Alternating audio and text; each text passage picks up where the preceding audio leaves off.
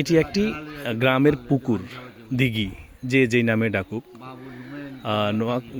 লক্ষ্মীপুর সদরের থেকে চরাঞ্চলের দিকে, এদিকে নদী ভাঙছে এক সময়, নদী ভেঙে চরাঞ্চল চর জেগছে। এই চরের মধ্যে এখন এই অবস্থা। এই জন্য এই পুকুরগুলোতে এখন পর্যন্ত এই সময় পানি থাকে না, পানি শুকিয়ে যায় খুব তাড়াতাড়ি।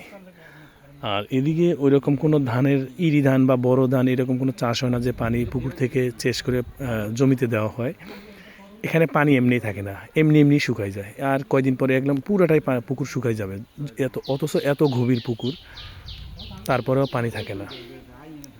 তো দেখতে পাচ্ছেন পুকুরের পাড় থেকে পুকুরের পানির গভীরতা অনেক গভীরে, তবুও এখানে পানি আছে খুব কম।